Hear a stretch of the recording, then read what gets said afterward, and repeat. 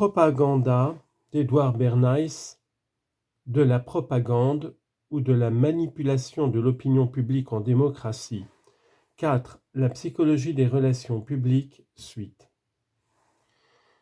S'agissant de la propagation des idées, une des méthodes les plus efficaces consiste à se servir de la structure de groupe de la société moderne.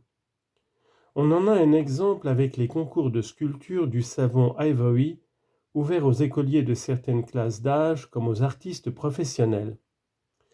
Un sculpteur connu dans tout le pays trouve d'ailleurs que le savon Ivory est un excellent matériau.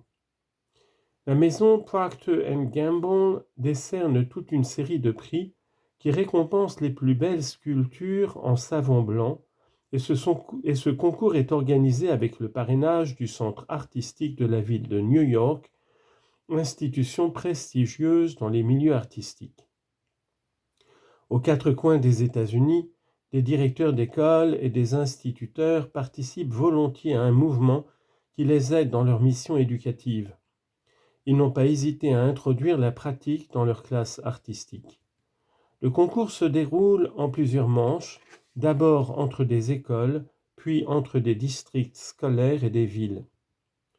Les sculpteurs en herbe peuvent s'entraîner sans dommage à la maison, car les mères réutilisent les copeaux et les réalisations imparfaites dans la lessive. Le travail en lui-même est propre. Les œuvres sélectionnées dans les compétitions locales sont retenues pour le concours national. Celui-ci se déroule chaque année dans un grand musée new-yorkais dont la réputation, confortée par celle des distingués membres du jury, fait de cette manifestation un événement artistique majeur. Lors du premier concours national, quelques 500 pièces ont été présentées. Le troisième en a réuni 5 fois plus, 2500, et le quatrième 8 fois plus, 4000. Le chiffre élevé d'œuvres aussi soigneusement sélectionnées indique à l'évidence qu'il y en a eu beaucoup plus de sculptées au cours de l'année, et plus encore de réalisées à des fins pratiques.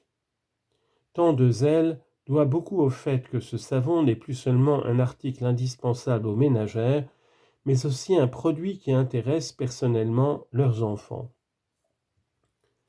Plusieurs ressorts psychologiques bien connus ont été sollicités pour soutenir cette campagne. Le goût esthétique, celui de la compétition, la sociabilité. Le travail de sculpture s'effectue pour une bonne partie en classe. Le snobisme, l'impulsion à suivre l'exemple d'un chef de file, l'exhibitionnisme et enfin, plus important que tout peut-être, la sollicitude maternelle. Ces ressorts de la psychologie collective ont été actionnés de manière concertée grâce à la mécanique toute simple de l'autorité et de l'ascendant sur les masses. Comme mus par un bouton sur lequel on aurait appuyé, quantité de gens ont participé pour la seule gratification que procure le travail de la sculpture.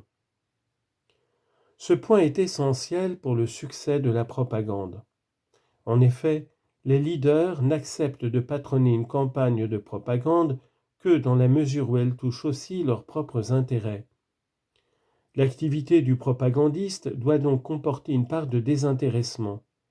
En d'autres termes, une des fonctions du conseiller en relations publiques est de découvrir en quel point les intérêts de son client coïncident avec ceux d'autres personnes ou de groupes entiers.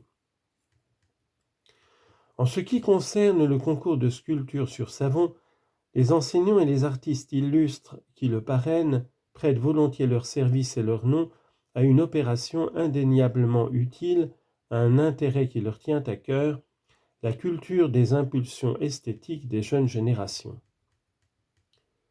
Ce type de coïncidence et de recoupement d'intérêts est aussi fréquent que les convergences innombrables observées entre différentes formations collectives. Soit par exemple une compagnie de chemin de fer qui souhaite s'agrandir. Le conseiller en relations publiques engage une étude afin de déterminer en quel point les intérêts de la compagnie recoupent ceux de ses clients potentiels. La compagnie se met ensuite en rapport avec les chambres de commerce des villes qu'elle dessert et leur propose de contribuer au développement local. Elle les aide à attirer de nouvelles industries et les usines qui vont avec. Elle facilite le commerce en se chargeant de propager l'information technique. L'enjeu ici n'est pas simplement d'accorder des faveurs dans l'espoir d'en recevoir. Non seulement les actions engagées par la compagnie de chemin de fer créent une émulation, mais de plus elles favorisent la croissance le long des lignes qui lui appartiennent.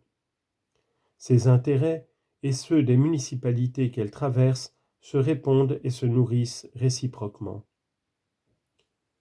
Dans le même esprit, une banque mettra sur pied un service d'investissement au profit de ses clients, afin d'augmenter les sommes en dépôt sur leur compte. Un joaillier proposera à ses clients d'assurer les bijoux qu'il leur vend auprès du service qu'il a institué dans ce but pour qu'ils se sentent plus en sécurité en achetant chez lui. Une boulangerie industrielle se dotera d'un service d'information chargé de proposer des recettes à base de pain afin de diversifier l'utilisation familiale de ce produit. Les idées de la propagande contemporaine sont fondées sur une psychologie saine qui elle-même repose sur l'intérêt personnel bien compris. Au fil de ces chapitres, j'ai essayé d'expliquer la place dévolue à la propagande dans la vie américaine moderne et de donner des éclaircissements sur ses méthodes, de dire en somme pourquoi et comment, dans quel but et aux mains de qui fonctionne le gouvernement invisible qui dicte nos pensées, commande nos sentiments et dirige nos actions. Dans les chapitres suivants, je m'efforcerai de montrer comment la propagande intervient dans des secteurs bien précis de la vie collective afin de donner au moins un aperçu des autres techniques dont elle se sert.